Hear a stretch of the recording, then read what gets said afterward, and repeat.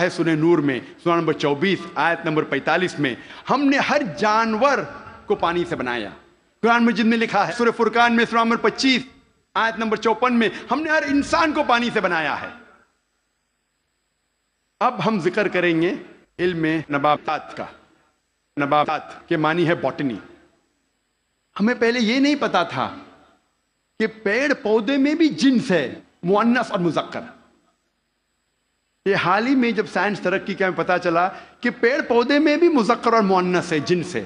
قرآن مجید میں اس کا ذکر ہے سورہ طٰہٰ میں سورہ نمبر 20 آیت نمبر 53 میں، آیت نمبر 53 میں۔ اللہ سبحانہ و تعالیٰ آسمان سے پانی برساتا ہے اور اس کے ذریعے پیڑ اور پودے جوڑوں میں پیدا کرتا ہے، مؤنث اور مذکر۔ اللہ تعالیٰ فرماتے ہیں سورہ رعد میں سورہ نمبر 13 آیت نمبر 3 میں کہ ہر پھل ہم نے بنایا جوڑے میں، 2 اور 2۔ آپ سوچ سکتے ہیں 1400 سال پہلے جو ہم نے حال ہی میں جانا کہ پیڑ پودے میں بھی جنس ہے، مؤنث اور مذکر۔ اللہ تعالیٰ فرماتے ہیں سورہ ذاریات میں سورہ نمبر 51 آیت نمبر 49 ہم نے ہر چیز جوڑے میں بنائی۔ تو جاندار ہے یا جاندار نہیں ہے، ہر چیز ہم نے جوڑے میں بنائی۔ مثال کے طور پہ الیکٹریسٹی ہے، فینومینا آف الیکٹریسٹی، اس میں بھی جوڑے ہے، positive and negative, electrons and protons. Quran مجید میں اللہ تعالیٰ فرماتے ہیں سورہ یاسین میں سورہ نمبر 36 آیت نمبر 36 میں ہر چیز جو زمین سے پیدا ہوتی ہے، ہر انسان کو ہم نے جوڑے میں بنایا ہے، اور جو چیز انسان جانتے ہیں اور نہیں جانتے ہیں اس کو بھی ہم نے جوڑے میں بنایا ہے۔ اللہ تعالیٰ فرماتے ہیں کہ اللہ تعالیٰ نے سب چیز جوڑے میں بنائی۔ اب ہم ذکر کریں گے علم حیوانات کا، زوالوجی، علم حیوانات، زوالوجی۔ اللہ تعالیٰ فرماتے ہیں قرآن مجید میں سورہ انعام میں سورہ نمبر 6 آیت نمبر 38 میں، ہر جانور جو زمین پہ چلتا ہے، ہر پرندہ جو آسمان میں اڑتا ہے، ہم نے انہیں انسان جیسے گروہوں میں رہنا سکھایا ہے۔ We have made them to live in communities like the human beings, the animals and the birds۔ اور آج سائنس تسلیم کرتا ہے کہ جانور اور پرندے بھی انسان جیسے گروہوں میں رہتے ہیں، they live in communities۔ اللہ تعالیٰ فرماتے ہیں سورہ نحل میں سورہ نمبر 16 آیت نمبر 68 اور 69 میں، 68 اور 69 میں، اللہ سبحانہ و تعالیٰ نے شہد کی مکھی کو سکھایا ہے کہ وہ اپنا چھتا بنائیں پیڑ میں، پہاڑ میں، انسان جہاں رہتے ہیں وہاں، اور مہارت کے ساتھ اپنا راستہ ڈھونڈے۔ اللہ تعالیٰ کیا کہنا چاہتا ہے جب کہتا ہے کہ ہم نے سکھایا شہد کی مکھی کو مہارت کے ساتھ اپنا راستہ ڈھونڈے؟ سن 1973 میں 1973 میں ایک مشہور سائنسداں جس کا نام تھا فون فریش، اس کو نوبل پرائز ملا ڈسکرائب کرنے کے لیے the behavior of the bee and how they find the spacious path of their Lord۔ اس کو نوبل پرائز ملا شہد کی مکھی کے بارے میں ریسرچ کرنے کے لیے۔ اور فون فریش کہتے ہیں کہ جب بھی کوئی مد مکھی، شہد کی مکھی ایک نیا باغیچہ ڈھونڈتی ہے اور ایک نیا پھول ڈھونڈتی ہے جس سے نیکٹر کو لیا جا سکتا ہے، وہ اپنے دوست سے جا کے کہتی ہے یہ نئے پھول کی دشا، اس نئے پھول تک کس طریقے سے پہنچنا اس کا نقشہ بتاتی ہے اپنے بدن کو ہلانے سے، جسے سائنس میں کہتے ہیں بی ڈانس، شہد کے مکھی کا ناچنا۔ اپنے بدن کو ہلانے کے ذریعے وہ بتاتی ہے کس طریقے سے اس نئے پھول کی طرف آپ پہنچ سکتے ہیں، اور یہ آج سائنس جانتا ہے due to high photographic methods. اور قرآن میں جو شہد کی مکھی جو کام کرتی ہے، جسے انگلش میں کہتے ہیں ورکر بی، اس کا جنس کہا گیا ہے کہ وہ ہے فیمینن، وہ مؤنث ہے۔ عربی میں کہا گیا فصل کی کلی، مطلب مؤنث۔ انسان پہلے سمجھتے تھے کہ وہ کام کرنے والی شہد کی مکھی ہے، مذکر، میل ہے۔ اسی لیے شیکسپیئر اپنی کتاب میں لکھتا ہے ہنری the fourth میں کہ سولجر بیز، مرد شہد کی مکھی آپس میں بات کرتے ہیں اور رپورٹ کرتے ہیں راجا کے پاس. آج سائنس کہتی ہے کہ جو کام کرنے والے شہد کی مکھی وہ مذکر نہیں ہے، مؤنث ہے، دے آر فیمینائن. اور وہ راجا کے پاس جا کے رپورٹ نہیں کرتی، وہ رانی کے پاس جا کے رپورٹ کرتی ہے. آپ سوچ سکتے ہیں قرآن مجید 1400 سال پہلے اس ورکر بی کا جنس بھی بتاتا ہے کہ فیمینن ہے، مؤنث ہے. اللہ تعالیٰ فرماتے سورہ عنکبوت میں سورہ نمبر 29 آیت نمبر 41 میں کہ جو لوگ اللہ کے علاوہ جس کو مددگار بناتے ہیں ان کی مثال ہے مکڑی جیسی، لائک اے اسپائڈر. اور مکڑی اپنے لیے گھر بناتی ہے اور مکڑی کا گھر کمزور ہے. قرآن مجید میں یہ کہنے کے علاوہ کہ جو لوگ اللہ کے علاوہ کسی کو مددگار بناتے ہیں وہ اپنا گھر ویب جیسا، جالا جیسا گھر بناتے ہیں جو کمزور ہے، نازک ہے. اس کے علاوہ یہ اشارہ کر رہا ہے، آج سائنس یہ کہتی ہے کہ many a time the female spider kills the male spider. مکڑی مکڑے کا قتل کرتی ہے. آج سائنس یہ کہتی ہے کہ بتانے کے علاوہ کہ جو جال مکڑی کا کمزور ہے، یہ بھی بتاتی ہے کہ فیملی ریلیشن شپ، گھر میں کیسا برتاؤ ہے. مکڑی کئی بار مکڑے کا قتل کرتی ہے اور کہا جاتا ہے بلیک وڈو، کالی ودوا یا کالی بیوہ. قرآن مجید میں اس کا ذکر ہے 1400 سال پہلے. اللہ تعالیٰ فرماتے ہیں سورہ نمل میں سورہ نمبر 27 آیت نمبر 17 اور 18 میں، سلیمان علیہ السلام کے آگے ان کی فوج تھی، جن کی، انسانوں کی اور پرندے کی. اور جب وہ چوٹی کی وادی کی طرف جا رہے تھے، ایک چوٹی کہتی ہے دوسرے چوٹیوں سے کہ آپ اپنے بل میں چلے جاؤ ورنہ سلیمان علیہ السلام انجانے میں ہمیں کچل لیں گے. لوگ کہیں گے کیسی کتاب ہے یہ قرآن مجید، چوٹی آپس میں بات کر رہے ہیں، یہ تو پریوں والی کہانی ہے. قرآن مجید چوٹی آپس میں بات کرتی ہے. آج سائنس یہ کہتا ہے کہ کوئی بھی جانور، کوئی بھی انسیکٹ جو انسان کے سب سے قریب ہے بیہیویئر میں، جس طریقے سے زندگی بسر کی جاتی ہے، وہ ہے چیٹی. آج سائنس یہ کہتی ہے کہ جس طریقے سے انسان مرنے کے بعد انسانوں کو دفن کرتے ہیں، اس طریقے سے چیٹی بھی مرنے کے بعد دوسرے چیٹی کو دفن کرتی ہے. جس طریقے سے دے سوفسٹیکیٹڈ لیبر، چیٹی کے پاس بھی جب وہ کام کرتے ہیں، مینیجر ہے، سپروائزر ہے، فورمین ہے، ورکر ہے، چیٹی اکثر مل کے بات کرتی ہے. آج سائنس یہ کہتی ہے they have a sophisticated method of communication. ان کے بات چیت کرنے کا طریقہ بہت اعلیٰ درجے کا ہے. سائنس یہ کہتی ہے کہ چیٹی اکثر سامان کا لین دین کرتی ہے سوق میں. They have market places where they exchange goods. ہمارے وہاں سوق ہے نا، کیا کہتے ہیں، مارکیٹ، جہاں ہم لین دین کرتے ہیں. اس طریقے سے چیٹی بھی مارکیٹ ان کی ہوتی ہے خود کی، جہاں لین دین کرتی ہے چیزوں کی. آج سائنس یہ کہتی ہے جب چیٹی کوئی دانہ کو جمع کرتی ہے اور اس دانے میں بڈنگ ہوتا ہے تو چیٹی اس دانے کے بڈ کو کاٹتی ہے، جیسا وہ جانتی ہے کہ budding will cause rotting of the grains. Budding کے وجہ سے وہ دانہ سڑ جائے گا. اور اگر وہ دانہ بھیگ جاتا ہے بارش میں، چیٹی اس دانے کو سورج کی روشنی میں لے آتی ہے سکھانے کے لیے، پھر واپس لے جاتی ہے. ہم اکثر دیکھتے ہیں چیٹیاں دانے کو لے کے جا رہی، کہاں لے کے جا رہی ہے؟ سکھانے کے لیے، پھر سے واپس لے جاتی ہے جمع کرنے کے لیے. جیسا وہ جانتی ہے کہ humidity will cause rotting of the grain, وہ جانتی ہے کہ پانی کے ذریعے یہ دانہ سڑ جائے گا، وہ لے کے آتی ہے سکھانے کے لیے سورج کی روشنی میں. قرآن مجید چیٹی کے بارے میں ذکر کرتا ہے 1400 سال پہلے. اب ہم ذکر کریں گے میڈیسن کے بارے میں، طب کے بارے میں. اور اللہ تعالیٰ فرماتے ہیں سورہ نحل میں سورہ نمبر 16 آیت نمبر 68 اور 69 میں، ورس 68 اور 69 میں، کہ اللہ سبحانہ و تعالیٰ نے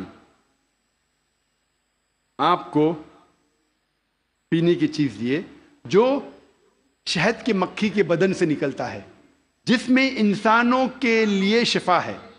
ہم پہلے یہ نہیں جانتے تھے کہ شہد کی مکھی کے بدن سے ملتا ہے شہد، وہ تو حال میں جاننے لگے ہم 200 سال پہلے، 300 سال پہلے. اور لکھا ہے اس شہد میں انسانوں کے لیے شفا ہے. آج ہم جانتے ہیں that honey is rich in fructose and vitamin K. fructose اور وائٹامن کے میں رچ ہے. اور آپ یہ بھی جانتے ہیں کہ ہنی میں مائلڈ اینٹیسیپٹک پراپرٹی ہے. اسی لیے ورلڈ وار 2 میں روس کے سولجرز، رشین سولجرز جب زخم ہوتا تھا وہ زخم پہ لگاتے تھے شہد،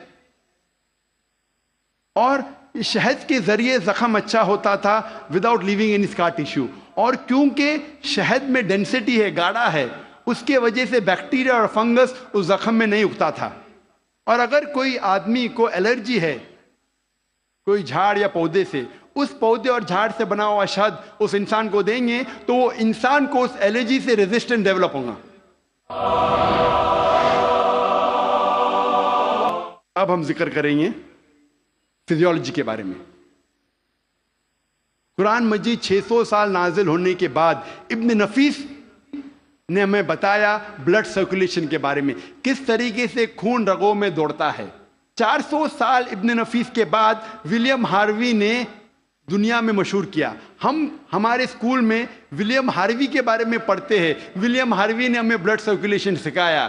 ابن نفیس کے بارے میں کوئی نہیں پڑھتا.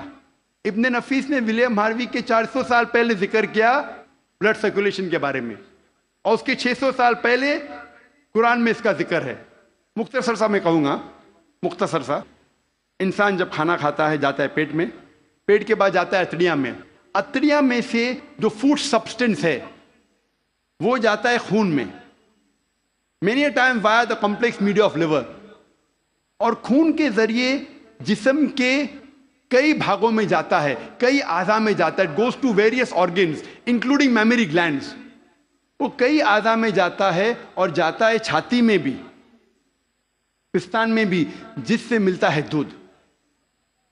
مختصر قرآن مجید میں بلڈ سرکولیشن اور پروڈکشن آف ملک کے بارے میں کہا گیا ہے سورہ نحل میں، سورہ نمبر 16 آیت نمبر 66 میں، آیت نمبر 66.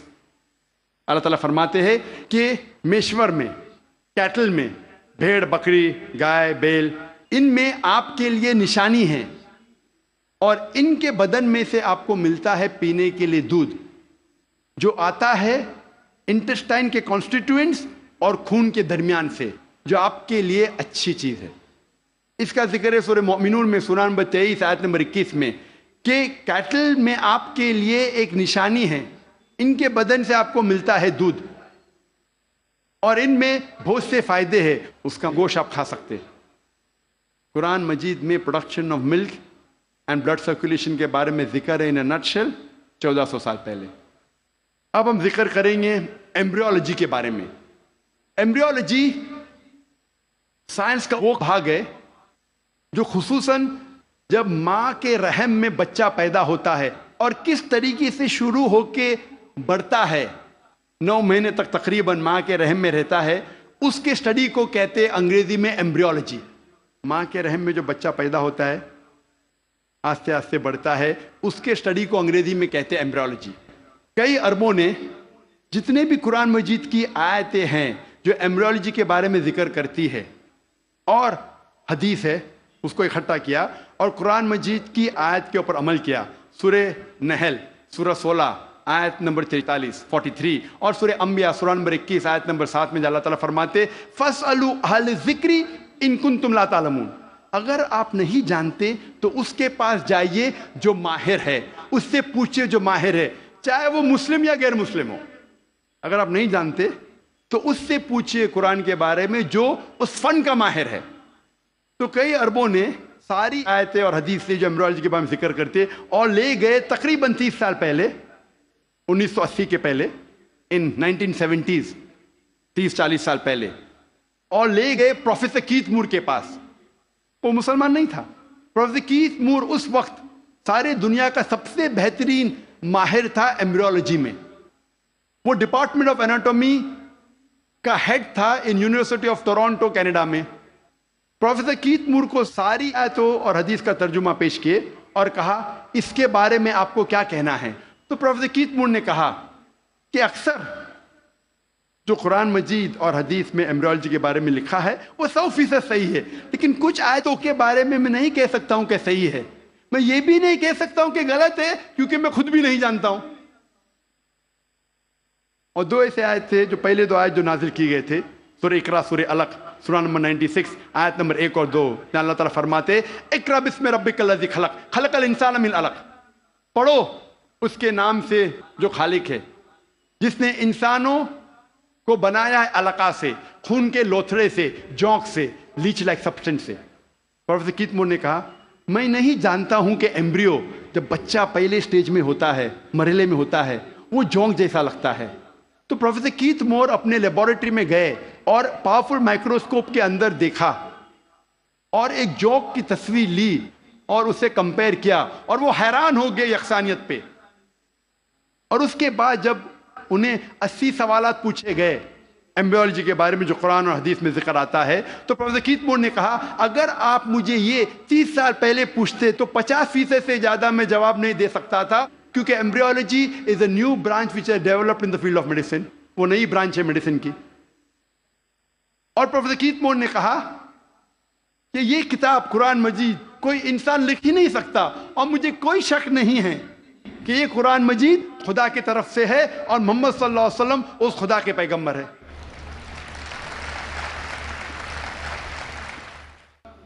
اللہ تعالیٰ فرماتے ہیں سورہ طارق میں، سورہ نمبر 86 میں 86 آیت نمبر 5، 6، 7 میں، کہ انسان نہیں سوچتا وہ کس سے بنا، وہ ایک سیال قطرہ سے بنا جو گرا اس جگہ سے ریڑھ کی ہڈی اور پسلی کے بیچ۔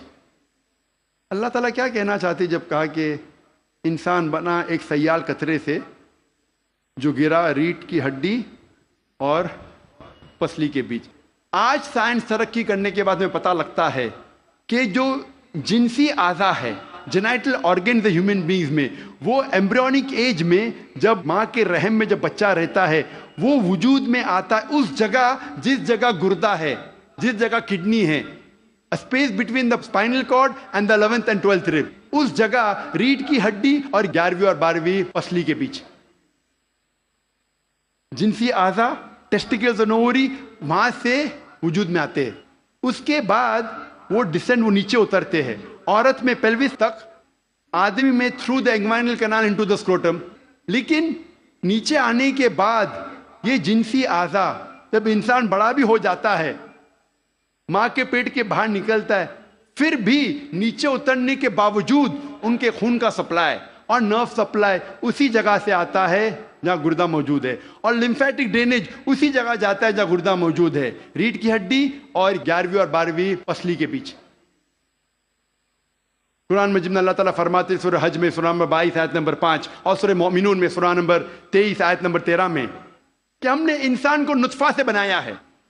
نطفہ کے معنی عربی میں ہے ایک چھوٹا سا سیال قطرہ، مائنیوٹ کوانٹٹی آف لکوڈ، جس طریقے سے آپ کپ کو خالی کرتے اور جو چھوٹا سا قطرہ سیال کا رہتا ہے، سیال قطرہ اسے کہتے ہیں نطفہ۔ اللہ تعالیٰ فرماتے ہیں سورہ سجدہ میں سورہ نمبر 32 آیت نمبر 8 میں ہم نے انسان کو بنایا ہے سلالہ سے۔ سلالہ کے معنی عربی میں ہے پورے حصے کا سب سے بہترین حصہ، سارے بھاگ کے سب سے بہترین بھاگ کو کہتے ہیں سلالہ۔ آج سائنس یہ کہتا ہے کہ 1 سمائنل ایمیشن میں 30 کروڑ سپرمز ہے۔ آدمی جب ایجیکولیٹ کرتا ہے عام طور پہ تقریباً 30 کروڑ سپرم ایجیکولیٹ کرتا ہے، اس میں سے صرف ایک ہی کافی ہے، اونلی 1 سپرماٹوزوا، ایک کافی ہے بیضے کو فرٹیلائز کرنے کے لیے، بوجھل کرنے کے لیے، ایک ہی کافی ہے۔ اس 30 کروڑ میں سے ایک کو قرآن کہتا ہے سلالہ، best part of the whole, سارے حصے کا سب سے بہترین حصہ۔ اللہ تعالیٰ فرماتے سورہ انسان میں سورہ نمبر 76 آیت نمبر 2 میں ہم نے انسان کو تحفہ دیا ہے، صلاحیت دی ہے سننے کی اور دیکھنے کی۔ قرآن میں لکھا ہے سب سے پہلے آتی ہے انسان میں صلاحیت سننے کی۔ آج سائنس یہ کہتی ہے کہ 22ویں دن میں ماں کے پیٹ میں بچے کا کان اندرونی حصہ شروع ہوتا ہے اور 5ویں مہینے تک کمپلیٹ ہوتا ہے، 7ویں مہینے میں آنکھ کھلتی ہے۔ تو قرآن میں لکھا سب سے پہلے آتی ہے سننے کی صلاحیت، اس کے بعد دیکھنے کی۔ قرآن میں اس کا ذکر ہے سورہ سجدہ میں سورہ نمبر 32 آیت نمبر 9 میں بھی ہم نے انسان کو دی ہے صلاحیت سننے کی، سوچنے کی اور سمجھنے کی۔ قرآن مجید میں جب جینیٹکس کے بارے میں ہم پڑھتے ہیں، آج سائنس یہ کہتی ہے کہ جو انسان کا جنس ہے وہ آدمی کے سیال سپرم پہ ڈپینڈ کرتا ہے، منی پہ ڈپینڈ کرتا ہے، اور اگر 23rd پیئر آف کروموزوم 23ویں جوڑی کروموزوم کی اگر وہ ایکس ایکس ہے تو ہو جاتی ہے لڑکی، اگر ایکس وائی ہے تو بن جاتا ہے لڑکا، اور منی ذمہ دار ہے یہ جاننے کے لیے کہ لڑکا یا لڑکی ہے۔ منی کا اگر ایکس حصہ لیتا ہے فرٹیلائزیشن میں تو بنتی ہے لڑکی، اگر وائی حصہ لیتا ہے تو بنتا ہے لڑکا۔ یہ ہم حال ہی میں جانیں، قرآن مجید میں اس کا ذکر ہے 1400 سال پہلے، سورہ نجم میں سورہ نمبر 53 آیت نمبر 45-46 میں اللہ تعالیٰ فرماتے ہم نے انسان کو جوڑے میں بنایا ہے، میل اینڈ فیمیل، جنس میں مذکر اور مؤنث، ایک قطرے سے جو آدمی سے آتا ہے، عربی میں لکھا ہے تمنا، اس کا ذکر ہے سورہ قیامہ میں سورہ نمبر 75 سورہ نمبر 75 آیت نمبر 37-39۔ اس میں اللہ تعالیٰ فرماتے ہم نے انسان کو بنایا ہے نطفۃ من منی یمنا، ہم نے انسان کو بنایا ہے آدمی کے منی کے نطفے سے، اور پھر بنا علقات سے مدغہ، اور ان کو جنس ڈالی، مرد اور عورت۔ قرآن میں لکھا ہے یہ سپرم منی رسپانسبل ہے for giving the sex to the child, male اور فیمیل۔ ہمارے دیش میں اکثر والدین چاہتے ہیں کہ لڑکا پیدا ہو، اگر لڑکی پیدا ہوتی ہے تو ساس کہیں گی بہو سے کہ تو نے لڑکی کو پیدا کیوں کی، لڑکی کو پیدا کیوں کی؟ لڑکی یا لڑکا ہونا اللہ سبحانہ تعالیٰ کے ہاتھ میں ہے، لیکن اگر کسی کو دوش دینا ہے تو سائنس اور قرآن کہتا ہے کہ لڑکی یا لڑکا ہونے کے لیے مرد کا سپرم منی از رسپانسبل، مرد کا منی ذمہ دار ہے۔ تو اگر ساس کو کسی کو دوش دینا ہے تو اپنے بیٹے کو دینا چاہے، بہو کو نہیں، کیونکہ سائنس اور قرآن کہتا ہے کہ سپرم از رسپانسبل۔ اللہ تعالیٰ فرماتے ہیں سورہ زمر میں سورہ نمبر 39 میں آیت نمبر 6 میں کہ ہم نے انسان کو ماں کے رحم میں بنایا، مرحلے کے بعد دوسرے مرحلے میں stages after stages, in 3 veils of darkness, 3 اندھیرے پردوں میں۔ پروفیسر کیت مور نے کہا یہ 3 پردے اندھیرے کے معنی ہیں اینٹی ایبڈومنل وال، یوٹرائن وال، ایمنیو کوریونک میمبرین۔ اینٹی ایبڈومنل وال مطلب ماں کے آگے کی پیٹ کی دیوار، یوٹرائن وال مطلب رحم کی دیوار، اور ایمنیو کوریونک میمبرین۔ قرآن مجید میں ایمبریولوجیکل سٹیجز، کس طریقے سے بچہ آہستہ آہستہ بڑھتا ہے، ماں کے رحم میں پلتا ہے اور بڑا ہوتا ہے، اس کا تفصیل سے ذکر کیا گیا قرآن مجید میں کئی آیتوں میں۔ ایک سورہ کی 3 آیت پیش کروں گا، سورہ مؤمنون کی سورہ نمبر 23 آیت نمبر 12 سے 14 میں اللہ تعالیٰ فرماتے ہیں کہ ہم نے انسان کو بنایا ہے کوئنٹیسنس آف کلے سے، انسان کو بنایا ہے طین کے سلالے سے، اور پھر اس کو بنایا نطفہ میں، نطفہ کو رکھا قرار مکین میں، پھر نطفے کو بنایا علقہ میں، علقہ سے تبدیل کیا مدغہ میں، مدغہ سے بنایا عظامہ، اور اس عظامہ پر ہم نے ڈالا لحم، اور اللہ سبحانہ وتعالیٰ نے اس کے بعد ایک نئی جاندار چیز بنائی۔ مختصر ہم اس کا ذکر کروں گا۔ اللہ تعالیٰ فرماتے ہم نے انسان کو طین کے سلالہ سے بنایا، نطفہ میں نے کہا مائنیوٹ کوانٹٹی آف لکوڈ، سیال قطرہ، اور اس کو ایک قرار مکین میں رکھا، محفوظ جگہ میں، قرار مکین محفوظ جگہ۔ ہم جانتے ہیں سائنس کہتا ہے کہ ماں کے رحم میں جب بچہ ہے وہ پیچھے کے حصے سے ریڑھ کی ہڈی سے پروٹیکٹڈ ہے، محفوظ ہے، پوسٹیریئر مسل سے، اور آگے سے اینٹی ایبڈومنل وال اور یوٹرائن وال سے۔ ہم نے پھر بنایا علقہ میں۔ علقہ کے 3 معنی ہیں، ایک ہے جوک، دوسرا ہے خون کا لوتڑا، اور تیسرا ہے ٹو کلنگ، مطلب چپک کے لٹکنا۔ علقہ کے 3 معنی، ایک معنی کا ذکر میں کر چکا ہوں کہ جوک ہے، لیچ لائک سبسٹنس۔ وہ دکھنے کے علاوہ آج سائنس یہ کہتی ہے کہ ماں کے رحم میں بچہ جونک جیسا برتاؤ کرتا ہے، ماں کے ذریعے خون چوستا ہے تھرو دا پلیسنٹا، تو دکھنے کے علاوہ جونک جیسا برتاؤ بھی کرتا ہے۔ دوسرے معنی ہے خون کا لوتڑا۔ آج سائنس یہ کہتی ہے کہ شروع میں بلڈ سرکولیشن شروع نہیں ہوتا ہے، رگوں میں خون بہنا شروع نہیں ہوتا ہے تو دیکھنے میں اس سٹیج میں، اس مرحلے میں وہ دکھتا ہے خون کا لوتھڑا۔ تیسرے معنی ہے کہ چپک کے لٹکنا، something which clings۔ آج سائنس یہ کہتی ہے کہ ماں کے رحم میں بچہ چپک کے لٹکتا ہے ماں کے رحم کی دیوار کو۔ تو تینوں معنی الحمدللہ ثم الحمدللہ جو قرآن مجید میں علاقہ کی ہے، تینوں معنی سائنٹیفکلی آج ثابت ہو چکی ہے۔ اس کے بعد علاقہ سے بن جاتا ہے مدغہ۔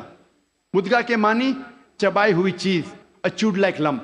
پروفیسر کیتھ مون نے ایک پلاسٹر سیل لی، اپنے دانت کے درمیان چبائے، اور جب باہر نکالا تو دیکھا کہ وہ دانت کے نشان تھے، اٹ ریزمبل دا سومائٹس، جہاں سے نروز نکلتے ہیں۔ مدغہ کو اللہ تعالیٰ نے بنایا اضامہ میں، اضامہ مانے ہڈی، اور اس ہڈی پہ ڈالے لحم، لحم مطلب گوشت۔ اس کے بعد اللہ سبحانہ و تعالیٰ نے ایک نئی جاندار چیز بنائی۔ اس کے معنی ہے، آج سائنس یہ کہتا ہے کہ اس مرحلے تک جتنے باقی جاندار چیزیں، مثال کے طور پہ خرگوش، مچھلی، انسان، اس کا مرحلہ یکساں ہے۔ اس کے بعد انسان کا مرحلہ سٹیج ڈیفرنٹ ہے، علیحدہ ہے، اور ہمیں دکھتا ہے صرف ہاتھ پیر انسان کے۔ جب یہ ساری آیتوں کا ذکر پروفیسر کیتھ مون کے سامنے رکھا، پروفیسر کیتھ مون نے کہا، 80 سوالات جب انہیں پوچھے گئے تھے، انہوں نے کہا یہ سب تو مجھے سائنس نے اب بھی ترقی کیا معلوم پڑا، اور جو بھی نئی چیز انہیں ملی قرآن کے ذریعے، حدیث کے ذریعے، ان نے اپنی نئی کتاب میں داخل کیا، اور انہوں نے لکھا the third addition of the developing human. میں جب میڈیکل کالج میں تھا، ہمیں اگر اچھے مارکس ملنا چاہیے تو ہم ریفر کرتے تھے کتاب پروفیسر کیتھ مون کی، ڈیولپنگ ہیومن۔ اگر جسٹ پاس ہونے گئے تو ہم ریفر کرتے تھے اندربیر سنگھ، جسٹ پاس ہونے گئے۔ ایمبریولوجی میں اگر ہم اچھے مارکس چاہتے ہم ریفر کرتے تھے کتاب پروفیسر کیتھ مون کی، ڈیولپنگ ہیومن۔ جب میں میڈیکل کالج میں تھا اس وقت مجھے کتاب نہیں ملی۔ تھرڈ ایڈیشن، ان نے نئی چیز جو ملی قرآن اور حدیث کے ذریعے، انہیں اپنی کتاب میں داخل کی، جس کے لیے انہیں ایوارڈ ملا تھا best medical book written by single author in that year, سب سے بہترین طب کی کتاب جو کسی ایک لیکھک نے لکھی۔ اور یہ کتاب کا ترجمہ کئی زبانوں میں ہو چکا ہے۔ اللہ تعالیٰ فرماتے ہیں سورہ حج میں، سورہ نمبر 22 آیت نمبر 5 میں، کہ ہم نے انسان کو بنایا علقہ سے، علقہ سے بنایا مدغہ، کچھ اعضا بنے ہوئے، کچھ نہیں بنے ہوئے، some organ formed, some not formed. جب یہ آیت کا ترجمہ دکھایا گیا تھا پروفیسر مارشل جانسن کو، جو تھامس جیفرسن یونیورسٹی فیلاڈیلفیا USA کے جو ڈین تھے، انہوں نے کہا اگر اس مرحلے پہ ہم کہیں گے کہ یہ پورا انسان ہے، پورے اعضا بنے ہوئے ہیں، تو غلط ہے، کچھ اعضا نہیں بنے۔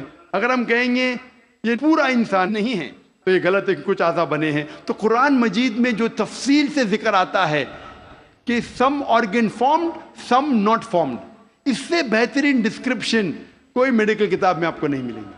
Partly formed and partly unformed, some cell differentiated, some undifferentiated. وقت کی قلت ہونے کی وجہ سے صرف اور 2 سائنٹیفک حقائق کو پیش کروں گا میں۔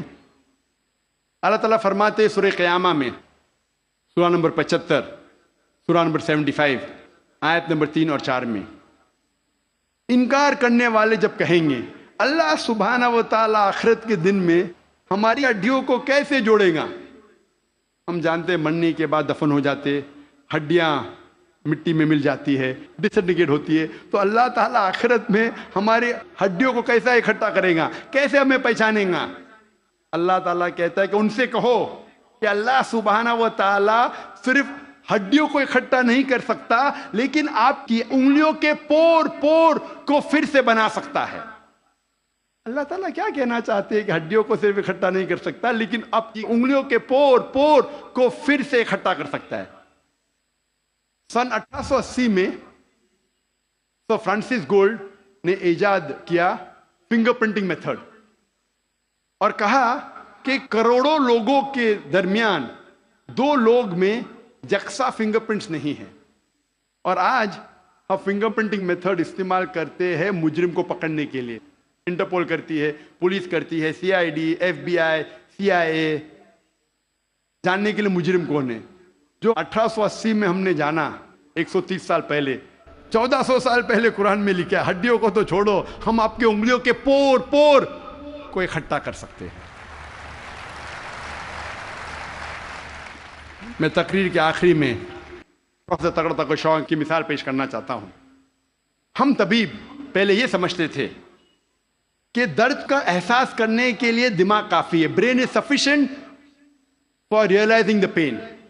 अभी साइंस तरक्की करने के बाद हमें पता लगता है कि चमड़ियों में पेन रिसेप्टर्स है, दर्द का एहसास करने के आला है, रिसेप्टर्स है, जो बहुत जरूरी है दर्द का एहसास करने के लिए, जिसके बिना इंसान दर्द का एहसास नहीं कर सकता। इसीलिए जब कोई इंसान जल जाता है, जब कोई इंसान जख्मी हो जाता है जलने की वजह से और डॉक्टर के पास जाता है, डॉक्टर एक सुई लेता है और उस जले हुए हिस्से को चुभोता है। अगर मरीज को दर्द होता है, डॉक्टर खुश है, pen receptors intact, pen receptors महफूज है। अगर मरीज को दर्द नहीं होता है, डॉक्टर को अफसोस होता है, पेन रिसेप्टर्स खत्म हो चुके हैं, मर चुके हैं। आज हमें पता चला कि पेन रिसेप्टर्स भी जरूरी है दर्द का एहसास करने के लिए। कुरान मजीद में कहा गया है सूरे निसा में, सूरा नंबर 4 आयत नंबर 56 में, आयत नंबर 56 में, जो लोग हमारी निशानियों का इनकार करते हैं उन लोगों को हम आखिरत में आग में डालेंगे और जितनी बार उनकी चमड़ियां जलेंगी उतनी बार हम उनको नई चमड़ी देंगे ताकि वो दर्द का एहसास कर सके। अल्लाह ताला क्या कहना चाहता है कि जो लोग हमारी निशानियों को झुटलाते हैं, इनकार करते हैं, हम उनको आखिरत में आग में डालेंगे और जितनी बार उनकी चमड़ियां जलेंगी उतनी बार हम उनको नई चमड़ी देंगे ताकि वो दर्द का एहसास कर सके। अल्लाह ताला ये कहना चाहता है कि चमड़ियों में पेन रिसेप्टर्स है, अगर पेन रिसेप्टर्स मर गए तो दर्द कैसा होगा, तो दर्द का एहसास दिलाने के लिए नई चमड़ी देंगे, जलेंगी नई चमड़ी देंगे। प्रोफेसर तगड़ा तकशौन वो डीन है एक मेडिकल कॉलेज के यूनिवर्सिटी थाईलैंड में, और उन्होंने कई साल बिताए पेन रिसेप्टर्स पे तहकीक करने में। जब उनको ये तर्जुमा दिया कुरान मजीद की आयत का, उन्होंने कहा यह मुमकिन ही नहीं है, ये किताब 1400 साल पहले पेन रिसेप्टर्स के बारे में जिक्र कर रही, हमने तो आज ही नहीं जाना। वो मानने से इनकार किए। फिर उसके बाद जब तहकीक की, दूसरे साइंटिस्ट साइंसदां से चेक किया का तर्जुमा सही था, इतने मुतासिर हुए कि 8वीं कॉन्फ्रेंस रियाद में साइंटिफिक साइंस ऑफ कुरान में, उस कॉन्फ्रेंस के बीच ही प्रोफेसर तगड़ा तकशौन ने शहादत दी और कहा ला इलाहा इल्लल्लाह मुहम्मद रसूलुल्लाह, ना कोई माबूद अल्लाह के अलावा और उसके आखिरी पैगंबर मोहम्मद सल्लल्लाहु अलैहि वसल्लम में। व आखिर दावाना अल्हम्दुलिल्लाहि रब्बिल आलमीन। जज़ाकल्लाह डॉक्टर जाकिर नायक साहब।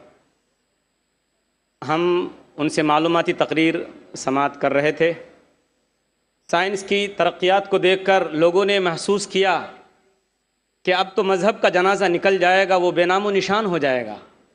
लेकिन हमने सुना और हमें मालूम हुआ कि साइंस ने मज़हब को मज़ीद ताकत पहुँचाई। गालिब ने इस पर एक शेर कहा था कि थी खबर गर्म के उड़ेंगे पुरजे, थी खबर गर्म के गालिब के उड़ेंगे पुरजे, देखने हम भी गए थे पर तमाशा न हुआ। लोग सोचते थे कि मज़हब का जनाजा निकल जाएगा साइंस आने के बाद, लेकिन कोई तमाशा नहीं हुआ, बल्कि साइंस ने मज़हब को मज़ीद ताकत पहुँचाई और मज़ीद तायीद किए। अब हम इस इजलास के दूसरे सेशन की शुरुआत करते हैं। ये सवाल व जवाब का सेशन है जिसमें आप मुक़र्रिर से सवाल कर सकते हैं और मुक़र्रिर इंशाअल्लाह आपके सवालात के जवाबात देंगे। इस सवाल व जवाब के सेशन को दिलचस्प और कामयाब बनाने के लिए कुछ क़वायद व उसूल का ख्याल रखना हम में से हर एक के लिए ज़रूरी है। सवालात करने वालों के लिए 3 माइक का इंतज़ाम किया गया है। एक माइक मेरे बाईं जानिब यानी स्टेज के बाईं तरफ, और एक माइक सेंटर में बीच की तरफ, और एक माइक ख़वातीन के शोबे में रखा गया है। ہر سوال کرنے والے یا سوال کرنے والی کے لیے ضروری ہے کہ سب سے پہلے اپنا نام اور پیشہ یعنی پروفیشن بتائیں۔ سوال کرنے میں غیر مسلم بھائیوں کو ترجیح دی جائے گی، ان کو پہلے موقع دیا جائے گا اور انہیں اسلام کے متعلق سوال کرنے کی پوری آزادی حاصل ہوگی۔ سوال کرنے میں اختصار سے کام لیں، چھوٹا سوال کریں، کوشش یہ کریں کہ سوال سے پہلے کوئی بات چیت نہ ہو، کوئی لمبی گفتگو نہ ہو، بلکہ نام اور پروفیشن بتا کر، پیشہ بتا کر فوراً سوال شروع کر دیں۔ ہمارے مسلم بھائیوں سے گزارش ہے کہ ان کے سوالات ٹاپک اور عنوان سے متعلق ہوں۔ آج کی تقریر کا عنوان ہے، ٹاپک ہے قرآن اور جدید سائنس۔ اختلافی اور فقہی سوالات کرنے کی بالکل اجازت نہیں دی جائے گی۔ ایک وقت میں ایک ہی سوال کی اجازت ہوگی، دوسرے سوال کے لیے پھر قطار میں کھڑا ہونا پڑے گا۔ اگر سوال غیر ضروری ہوا تو اسے رد کرنے کا مجھے پورا اختیار حاصل ہوگا۔ مجھے امید ہے کہ آپ حضرات ان اصولوں کو سامنے رکھتے ہوئے سوال و جواب کے اس دلچسپ سیشن کو کامیاب بنانے میں ہماری ہر طرح سے مدد کریں گے۔ مائک نمبر 1 میں اگر کوئی غیر مسلم بھائی ہو تو میں والنٹیئر حضرات سے گزارش کروں گا کہ وہ ان کو موقع دیں۔ Dilip Kalantri, I am a businessman. میرے کافی مسلم فرینڈس تھے، وہ اکثر کہتے تھے مجھے کہ اسلام میں بیعت سے دھندا مطلب پیسہ لے کے دھندا کرنا غلط ہے۔ مجھے اکثر وچار آتا تھا کہ یہ کیسے ڈیولپمنٹ ہوگا، لیکن آج کا پریزنٹ سینیریو پورے دنیا کا دیکھتے ہوئے ایک ماننا پڑ رہا ہے کہ جس نے اپنا گھر گروی رکھ کے قرض لیا اور پروفٹ جس میں ملتا ہے اس شیئر بازار میں لگایا، ان کا گھر بھی تباہ ہو گیا۔ یہ جو سائنس آج آپ نے بتایا کہ اسلام ایک سائنس ہے، جیسے سائنس کے اوپر بھی کام کرتا ہے، تو یہ جو بات انہوں نے آج کے 1400 سال پہلے اگر کہی ہوگی کہ بیاج لینا غلط ہے، حرام ہے، اس کے پیچھے اس کی کیا فلسفی تھی، یہ میں جاننا چاہوں گا سر۔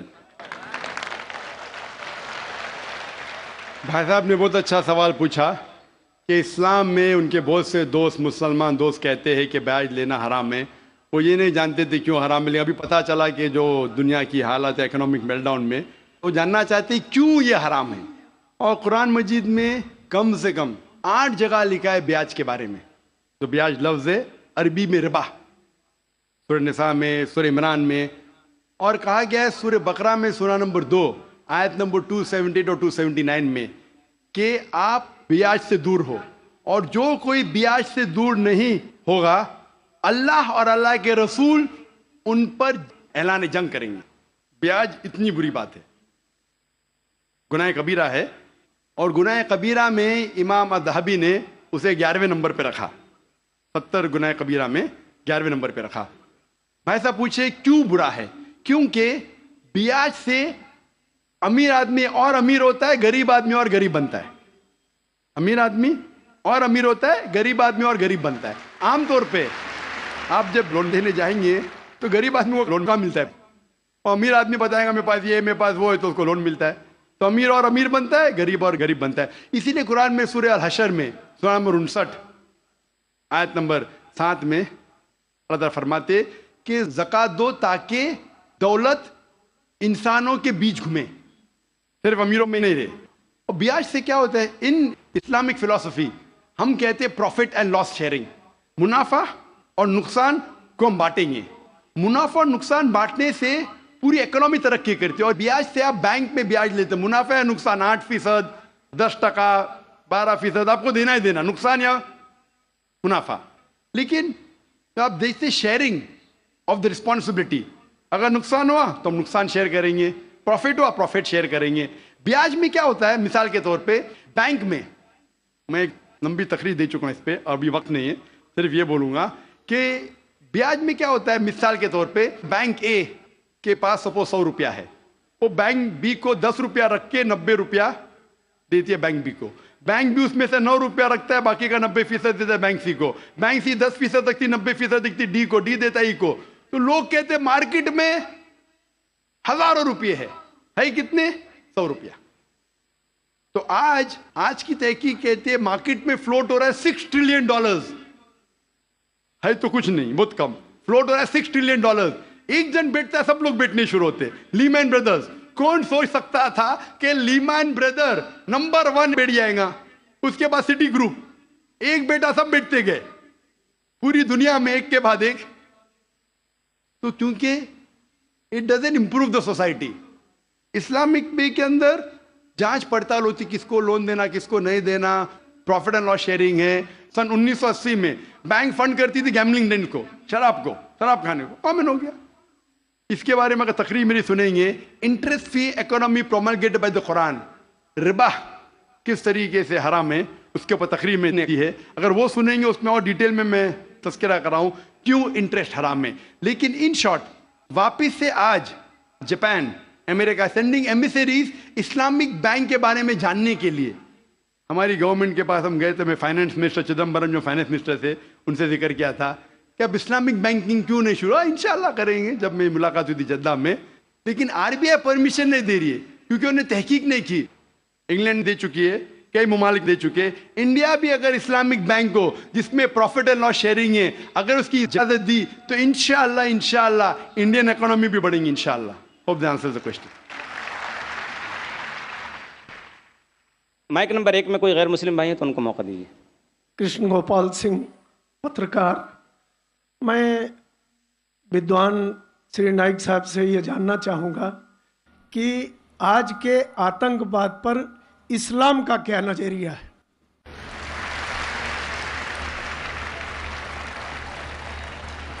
بھائی صاحب نے سوال کیا ہے کہ آج کے آتنک واد پر اسلام کا کیا نظریہ ہے, اور میں نے ایک تقریر کی ہے انگریزی میں بھی, از ٹیررزم مسلم مونوپولی, اور پونا میں بھی اردو میں, ہندی میں. کیا آتنک واد مسلمان کی وراثت ہے؟ کہ اکثر لوگ سمجھتے ہیں آتنک واد مطلب مسلمان ہونا ضروری ہے. اور ایک کہاوت تھی کہ ہر مسلمان آتنک وادی نہیں لیکن ہر آتنک وادی مسلمان. تو اس جملے کی وجہ سے میں تقریر کی تھی, وقت کی قلت ہے ابھی. لیکن آپ نے کہا کہ آتنک واد پر اسلام کا کیا نظریہ ہے.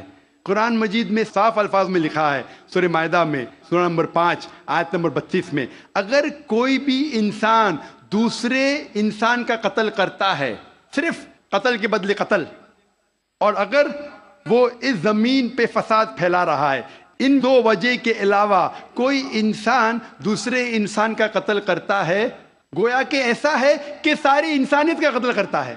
کوئی بھی انسان دوسرے انسان کا قتل کرتا ہے, معصوم, چاہے وہ مسلمان ہو یا غیر مسلمان ہو. اگر کوئی انسان دوسرے انسان کا قتل کرتا ہے, چاہے مسلمان ہو یا غیر مسلمان ہو, اگر معصوم انسان کا قتل کرتا ہے تو قرآن کی آیتیں گویا کہ وہ ساری انسانیت کا قتل کر رہا ہے. اور اگر وہ ایک معصوم انسان کی جان بچاتا ہے, چاہے مسلمان یا غیر مسلمان ہو, گویا کہ وہ ساری انسانیت کی جان بچا رہا ہے. تو مختصر سا یہ جواب ہے, اگر کوئی معصوم لوگ کا قتل کر رہا ہے اسلام میں حرام ہے. مثال کے طور پہ 9/11 3,000 سے زیادہ لوگ کا قتل ہوا ٹوئن ٹاور کے اٹیک میں. جو لنڈن بامبنگ ہوئے 50 سے زیادہ لوگ مرے. جو بامبے کے اندر ٹرین بام بلاسٹ ہوا 180 سے زیادہ لوگ مرے. معصوم انسان کا قتل کرنا حرام ہے. یہ سارے جتنے اٹیکس تھے کس نے کیا میں جانتا نہیں ہوں. میڈیا کہتی ہو سکتا ہے مسلمان, میرے پاس کوئی ثبوت نہیں ہے. جس نے بھی کیا اس نے غلط کیا, چاہے وہ مسلمان نے کیا غیر مسلمان نے کیا. لیکن اب تک یہ سارے اٹیکس کا کوئی ثبوت نہیں ہے کوئی بھی گورنمنٹ کے پاس, نہ USA کے پاس, نہ UK کے پاس, نہ انڈیا کے پاس. پرائم سسپیکٹ کہتے ہیں.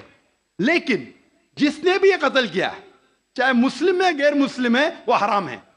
لیکن ساتھ ساتھ مجھے یہ بھی کہنا ہے کہ ہزاروں لوگ جب افغانستان میں ان کا قتل ہوا بوم کے ذریعے, پلین کے ذریعے بوم گرائے گئے, وہ بوم جا کے نیچے اور بوم بنتے ہیں. عراق میں لاکھوں لوگ کا قتل ہوا, افغانستان میں, عراق میں, یہ بڑے دہشت گرد ہیں. اور ہزاروں لوگ کا قتل کیا جو گجرات میں ہوا. جب ہم کہتے ہیں کہ 9/11 کو آپ غلط کہو, ٹرین بامبنگ ان لنڈن غلط کہو, جو بامبنگ بامبے میں ہوئی وہ غلط ہے, اس کے ساتھ ساتھ یہ بھی کہو کہ افغانستان میں لاکھوں لوگ کا قتل ہوا وہ بھی غلط ہے, عراق میں جو لاکھوں لوگ کا قتل ہوا وہ بھی غلط ہے, جو معصوم لوگ کا قتل ہو رہا ہے پیلسٹائن میں وہ بھی غلط ہے. ہمیں ڈبل سٹینڈرڈ نہیں کرنا چاہیے. پیلسٹائن میں ہو رہا ہے, معصوم لوگ کا قتل ہو رہا ہے, بچے لوگ کا قتل کیا جا رہا ہے, वो यूएनओ नहीं बोलती है दहशतगर्द, क्यों? Double standard. तो जो भी मासूम इंसान का कत्ल कर रहा है, चाहे वो मुसलमान हो या गैर मुसलमान हो, वो दोषी है और हराम है। इस्लाम इसकी सख्त मुखालिफत करता है। जी भाई साहब, माइक नंबर 2 से सवाल। नमस्कार साहब, मैं कांति भाई गांधी, चेयरमैन सासपीरा पावरलूम सेंटर। मेरा सवाल सिर्फ एक ही है, जिहाद का एक्चुअल मीनिंग क्या है? और जिहाद के नाम पे जम्मू कश्मीर में जो आज खून खराबा हो रहा, उसके ऊपर आपकी प्रतिक्रिया क्या है? भाई साहब ने एक बहुत अहम सवाल पूछा। आज की तारीख में सबसे बदनाम लफ्ज इस्लाम में है, वो है लफ्ज जिहाद। और जिहाद के बारे में सबसे ज्यादा गलतफहमी है, सिर्फ गैर मुसलमानों को नहीं, मुसलमानों को भी। अक्सर लोग समझते हैं कि जिहाद की मानी कोई भी मुसलमान अगर झगड़ा कर रहा है, लड़ाई कर रहा है, चाहे जाती फायदे के लिए हो, चाहे अपने नाम के लिए हो, चाहे जमीन के लिए हो, चाहे पैसा के लिए हो, वो है जिहाद। जिहाद के मानी ये नहीं कि कोई भी मुसलमान कोई भी वजह से लड़ाई कर रहा है, चाहे माल के लिए हो, चाहे नाम के लिए हो, चाहे जगह के लिए हो। जिहाद की मानी वो अरबी लफ्ज आता है जहदा से, मानी जिद्दोजहद, टू स्ट्राइव, टू स्ट्रगल। इस्लाम के पस मंजर में जिहाद की मानी है अपने नफ्स से जिद्दोजहद करना, इविल इंक्लिनेशन के अगेंस्ट। जो अपना नफ्स बुरे चीजें चाहता है, अपने नफ्स के खिलाफ जिद्दोजहद करने को कहते हैं जिहाद। अगर आप माशरे को सुधारने के लिए जिद्दोजहद कर रहे, उसे कहते हैं जिहाद। अगर आप सेल्फ डिफेंस में लड़ रहे हैं, उसे कहते हैं जिहाद। अगर आप ऑपरेशन के खिलाफ झगड़ा कर रहे, उसे कहते हैं जिहाद। जिहाद की मानी है जिद्दोजहद करना। और अक्सर मीडिया में कहा जाता है जिहाद की मानी होली वॉर। सिर्फ गैर मुसलमान ने, कई मुसलमान भी इन्वर्टेड कॉमर्स में अपने आप को स्कॉलर समझते हैं, जिहाद का तर्जुमा करते होली वॉर। बिल्कुल गलत है। होली वॉर अरबी में हर्ब मुकद्दसा, और आप कुरान मजीद उठाओ, कहीं भी कुरान मजीद में हर्ब मुकद्दसा नहीं लिखा है, कोई भी हदीस में नहीं लिखा है। जिहाद के मानी होली वॉर नहीं है, पाक जंग नहीं है। ये लफ्ज होली वॉर सबसे पहले इस्तेमाल किया गया था क्रिश्चियन क्रूसेडर्स के लिए। जब क्रिश्चियन क्रूसेडर्स क्रिश्चियनिटी के नाम पे हजारों लोग का कत्ल किए, उसे कहते थे होली वॉर। आज वो इस्तेमाल हो रहा है मुसलमान के लिए। जिहाद डजंट मीन होली वॉर। आपने कहा कि कश्मीर में जो हो रहा है, मारना, लड़ना, झगड़ना, क्या जिहाद है? अगर वो जिद्दोजहद कर रहे हैं कुरान और हदीस के मुताबिक, अपने नफ्स के खिलाफ, जो गलत चीज है उसके खिलाफ, माशरे को सुधारने के लिए, तो वो सही जिहाद है। और जिहाद दो किस्म के होते हैं। एक होता है जिहाद फी सबीलिल्लाह, अल्लाह के राह में जिहाद, जो कुरान और हदीस के मुताबिक है। दूसरा जिहाद है जिहाद फी सबीलिल्लाह शैतान, तो शैतान के राह में जिहाद करना। जिद्दोजहद कर रहे माशरे को बिगाड़ने के लिए, उसे कहते हैं जिहाद फी सबीलिल्लाह शैतान। हर मुसलमान को करना चाहिए जिहाद फी सबीलिल्लाह, जिद्दोजहद कुरान और सही हदीस के मुताबिक। कश्मीर में क्या हो रहा है, मैंने कोई इंटरव्यू लिया नहीं उनका, जो मैं प्रेस में सुनता हूं, मैं इसकी तहकीक नहीं किया हूं। कुरान में लिखा है सूरह हुजुरात में सूरह नंबर 49 आयत नंबर 6 में, जब भी कोई मालूमात आप तक पहुंचती है उसकी तहकीक करो तीसरे को पहुंचाने के पहले। मैं तहकीक नहीं किया हूं, इसलिए कह नहीं सकता हूं कौन सा जिहाद है। लेकिन ये जो लड़ने झगड़ने की बात हो रही है, जो लोग अक्सर मुसलमान को दोषी ठहराते हैं, मैं आपसे पूछना चाहता हूं कि आपने महाभारत पढ़ी? महाभारत में लड़ने झगड़ने के मंत्र कुरान से कई गुना ज्यादा है।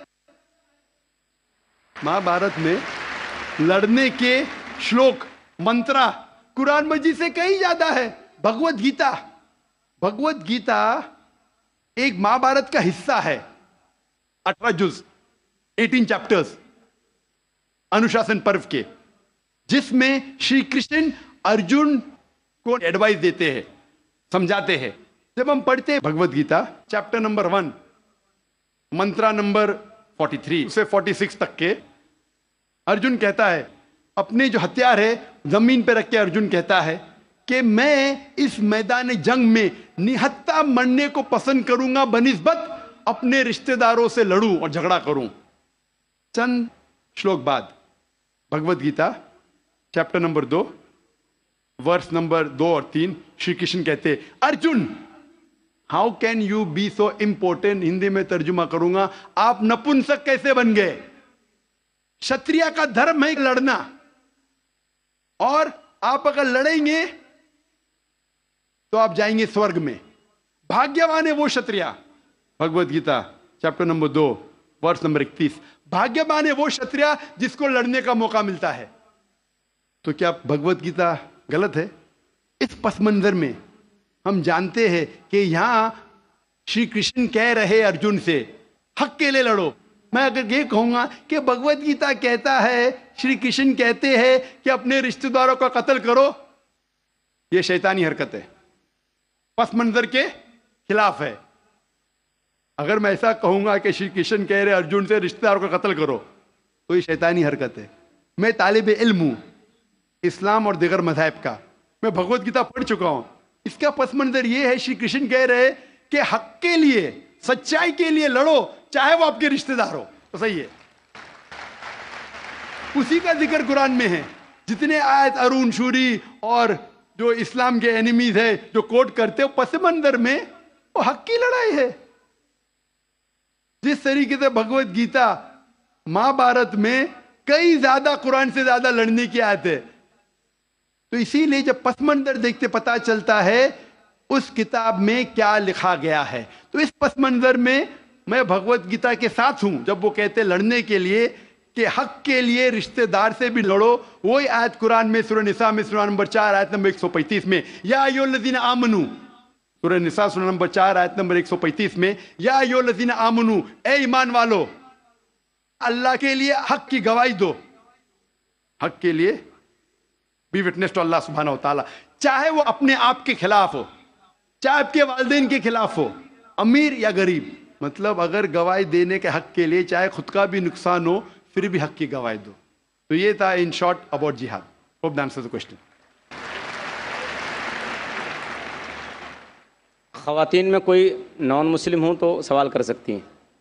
Myself Archana Gura. I'm working as a area sales manager in pharmaceutical company. I wanted to ask a question. جو 5 ٹائم کی نماز بولی گئی ہے وہ الگ الگ وقت پہ انسانی ذہن اور جسم پر کیا کیا ایفیکٹ ڈالتی ہے یا کیا کیا اثر کرتی ہے, اور یہ نماز کا طریقہ اس کو بھی آپ تھوڑا سا ایکسپلین کریے جو سائنٹیفکلی بیک گراؤنڈ ہو. Thank you. One question at time. ایک سوال, آپ نے 4-5 سوال دیے, ہر سوال کے اوپر ایک تقریر دے سکتا ہوں میں ماشاء اللہ.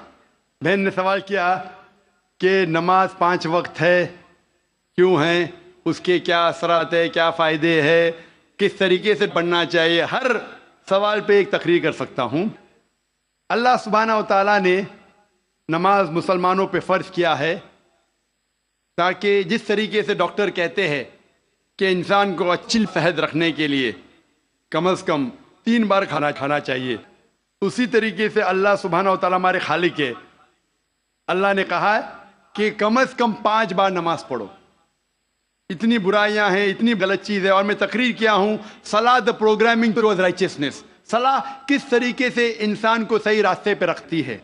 تو صحیح راستے پہ رکھنے کے لیے ہائی چانسز ہے, ہائی پاسبلٹیز ہے, امکانات ہے کہ ہم اتنی برائی دیکھتے ہیں, we can get deprogram. تو ری پروگرام کرنے کے لیے کم از کم 5 وقت ضروری ہے انسان کو نماز پڑھنے کے لیے. اس کے کیا فائدے ہیں؟ کئی سینکڑوں فائدے ہیں. وقت کی قلت ہونے کی وجہ سے چند فائدے بیان کروں گا. We can give a lecture only on the scientific benefits.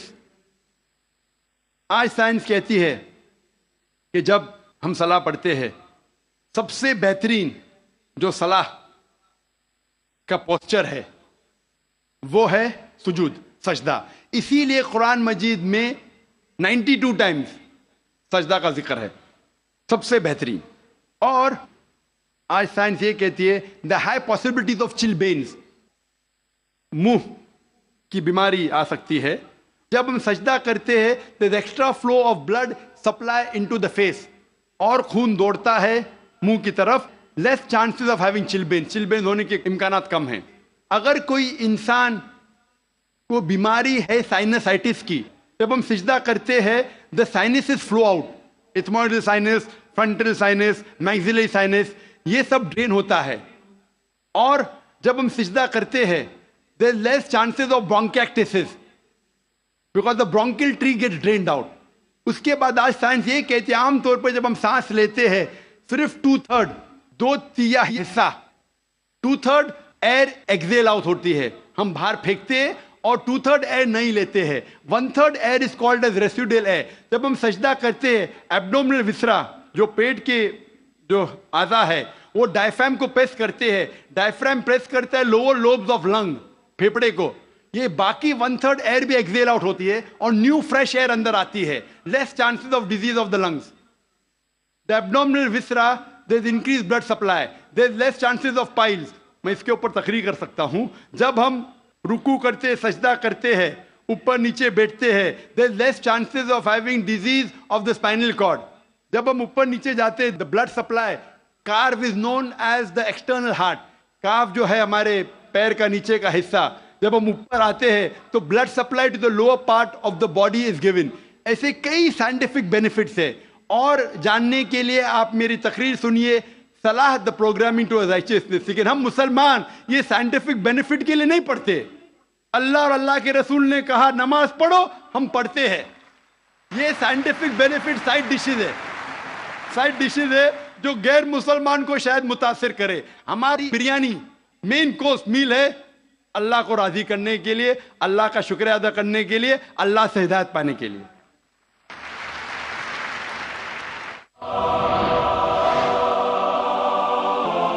Mic number 1 میں جی بھائی صاحب. Brother, my name is Stanish Gill. I am a businessman, and I should say that it's a privilege and honor to stand in front of you and talk to you. Brother, I am a Christian believer. Now, with my limited understanding, what I understand is there are major similarities between both of the religion, but at the very same time, there are some differences. Like in Islam, Jesus Christ is not given the same kind of importance what we give, like he has been treated as normal prophet. This is my limited understanding. What I wanted to understand, the major difference is we give more importance to Jesus Christ after God. We believe in God, Father, Son and the Holy Spirit. Now we believe in Jesus, we give him more importance than other prophet, and we give importance to Holy Spirit. Now in Jesus Christ, we all know that Jesus Christ was born miraculously. And if I have to take what I have heard from you in your TV serial, like his entry and exit was miraculous. He did so many miracles when he was there, and he will be back in the judgment day. So why in Islam he has not been given the same importance, and Holy Spirit is not given importance? بھائی صاحب کا سوال ہے کہ اسلام اور عیسائیت میں کئی یکسانیت ہے لیکن اختلاف بھی ہے. ایک اختلاف یہ ہے کہ ہم عیسیٰ علیہ السلام کو اور ترجیح دیتے مسلمان سے زیادہ, اور ہم مانتے ہیں خدا کا بیٹا ہے اور خدا بھی ہے, مانتے ٹرینٹی میں, لیکن مسلمان اسے عام پیغمبر مانتے ہیں. اور قرآن میں جب کہا گیا ہے کہ انہوں نے کئی چمتکار کیے, کئی معجزہ کیے, معجزہ کے ذریعے پیدا ہوئے, مردوں میں جان ڈالی, تو انہیں عام پیغمبر کیوں مانتے ہیں؟ سوال کا جواب دینے کے پہلے میں یہ کہنا چاہتا ہوں کہ اسلام ایک واحد غیر عیسائی مذہب ہے جس کے ماننے والوں کو فرض ہے کہ عیسیٰ علیہ السلام میں مانو. اگر کوئی مسلمان عیسیٰ علیہ السلام کو نہیں مانتا تو مسلمان ہو ہی نہیں سکتا. ہر مسلمان کے لیے فرض ہے کہ وہ عیسیٰ علیہ السلام میں مانے. ہم یہ مانتے ہیں کہ وہ اللہ سبحانہ و تعالیٰ کے بھیجے ہوئے ایک عظیم پیغمبر تھے. عام پیغمبر نے, حدیث میں ذکر آتا ہے کہ 5 عظیم پیغمبر ہیں, ان میں سے ایک عیسیٰ علیہ السلام. عام پیغمبر نہیں. عیسیٰ علیہ السلام اللہ سبحانہ و تعالیٰ کے بھیجے ہوئے ایک عظیم پیغمبر تھے, اور ہم مانتے ہیں کہ عیسیٰ علیہ السلام مسیح تھے, ٹرانسلیٹڈ کرائسٹ. ہم یہ مانتے ہیں کہ وہ چمتکار کے ذریعے, معجزہ کے ذریعے, وداؤٹ اینی میل انٹرونشن پیدا ہوئے, بنا باپ کے پیدا ہوئے. ہم یہ مانتے ہیں کہ عیسیٰ علیہ السلام نے مردوں میں جان ڈالی اللہ کی مدد سے. ہم یہ مانتے ہیں کہ عیسیٰ علیہ السلام نے اندھوں کو روشنی دی اور جو لوگ کو کوڑ تھا انہیں صحیح کیا اللہ کی مدد سے. مسلم اور عیسائی ایک ساتھ جا رہے, بھائی صاحب نے صحیح کہا, جب ایک ساتھ جا رہے ہیں تو اختلاف کیوں؟ سب سے اہم اختلاف یہ ہے کہ کئی عیسائی یہ سمجھتے ہیں کہ عیسیٰ علیہ السلام خدا ہے یا خدا کا بیٹا ہے, جو ہم مسلمان اسے ہرگز نہیں مانتے. جب کہتے ہیں God, son of God, they believe in Trinity, خدا کو, خدا کا بیٹا کو, ہولی اسپرٹ کو, لیکن یہ مانتے کہ عیسیٰ علیہ السلام خدا ہے. یہ ایک اہم اختلاف ہے. چھوٹے اختلاف اور ہے, سب سے اہم اختلاف ہے کہ عیسیٰ علیہ السلام خدا کا بیٹا ہے. جب آپ بائبل پڑھیں گے, میں طالب علم ہوں ذکر مذاہب کا, میں بائبل پڑھ چکا ہوں, بائبل میں ایک بھی ورس نہیں ہے جس میں صاف طور پر بنا کوئی شک, بنا کوئی شبہ لکھا ہوا ہے جہاں عیسیٰ علیہ السلام خود کہتے ہیں کہ میں خدا ہوں یا آپ میری عبادت کرو. اگر آپ کوئی بھی بائبل میں سے ایک ورس دکھا سکے مجھے جہاں عیسیٰ علیہ السلام خود کہتے ہیں کہ میں خدا ہوں بنا کوئی شک کے, بنا کوئی شبہ کے, اور کہتے ہیں کہ میری عبادت کرو, میں کرسچن بننے کو تیار ہوں آج ہی. میں باقی مسلمانوں کے طرف سے بات نہیں کر رہا ہوں, وہ اسلام اور دیگر مذاہب کے طالب علم نہیں ہیں. میں اپنے آپ کو, اپنے سر کو قربان کرنے کو تیار ہوں. اگر آپ کوئی بھی بائبل میں سے ایک ورس دکھائیں مجھے بنا شک کے, بنا شبہ کے, جہاں عیسیٰ علیہ السلام خود کہتے ہیں کہ میں خدا ہوں یا میری عبادت کرو, میں عیسائی بننے کو تیار ہوں. جب آپ بائبل کا مطالعہ کرتے میں پتا چلتا ہے کہ عیسیٰ علیہ السلام خود کہہ رہے ہیں گاسپل آف جان میں چیپٹر نمبر 14 ورس نمبر 28 میں, عیسیٰ علیہ السلام خود کہتے ہیں میں فادر از گریٹر دین آئی, میرے والد, میرے خدا میرے سے زیادہ عظیم ہے. Gospel of John chapter number 10 verse number 29, my father is greater than all, خدا سب سے زیادہ عظیم ہے. Gospel of Matthew chapter number 12 chapter number 12 verse number 28, I cast out devils with the spirit of God, میں شیطانوں کو بھگاتا ہوں اللہ کی مدد سے. Gospel of Luke chapter number 11 verse number 20, I cast out devils with the finger of God, میں اللہ کی مدد سے شیطانوں کو بھگاتا ہوں. Gospel of John chapter number 5 verse number 30, I can of my own self do nothing, as I hear I judge and my judgment is just, for I seek not my will but the will of my Father. I can of my own self do nothing, میں اپنے آپ کچھ نہیں کر سکتا ہوں. As I hear I judge, جس طریقے سے میں سنتا ہوں اس طریقے سے فیصلہ کرتا ہوں. As I hear I judge and my judgment is just, for I seek not my will but the will of my Father. کیونکہ میں اپنے آپ سے کچھ نہیں کہتا ہوں, جو خدا چاہتے وہی کرتا ہوں. اگر کوئی بھی انسان یہ کہتا ہے کہ جو خدا چاہتے میں کرتا ہوں, اسے عربی میں کہتے ہیں مسلم. عیسیٰ علیہ السلام مسلم تھے, انہوں نے کہیں بھی نہیں کہا کہ وہ عیسائی تھے. اب پورے بائبل میں ورڈ کرسچینٹی بائبل میں ہے ہی نہیں. پورے بائبل کی آپ چھان کرو, word Christianity is not there in the Bible. ایک ورڈ ہے Christian in the book of Acts. وہ لقب دیا گیا تھا عیسیٰ علیہ السلام کے ماننے والوں کو, کرسچن لقب. آپ آگے پڑھتے لکھا ہے گاسپل آف جان میں چیپٹر نمبر 14 میں ورس نمبر 24 میں, the words that you hear are not mine but my Father's who has sent me. جو آپ الفاظ سن رہے عیسیٰ علیہ السلام کہتے ہیں وہ میرے نہیں ہیں, وہ خدا کے ہیں. Gospel of John chapter number 17 verse number 3 میں, this is life eternal so that you may know there is one God and Jesus Christ whom thou hast sent. You may know this is life eternal. اور اب یہ جان لو خدا ایک ہے, اور عیسیٰ علیہ السلام کو اس خدا نے بھیجا. اور صاف الفاظ میں لکھا ہے بک آف ایکٹس میں چیپٹر نمبر 2 ورس نمبر 22 میں, Ye men of Israel, listen to this. Jesus of Nazareth, a man approved of God amongst you by wonders and miracles which God did by men, you are witness to it. اے اسرائیلو سنو, Jesus of نازرت, Jesus جو نصارہ کے تھے, a man approved of God, ایک انسان ہے جس کو خدا نے چنا آپ کے بیچ, amongst you by wonders and miracles, اور اس کے ذریعے چمتکار دکھائے, معجزہ دکھائے. wonders and miracles which God did by him, اور خدا نے ان کے ذریعے کیے.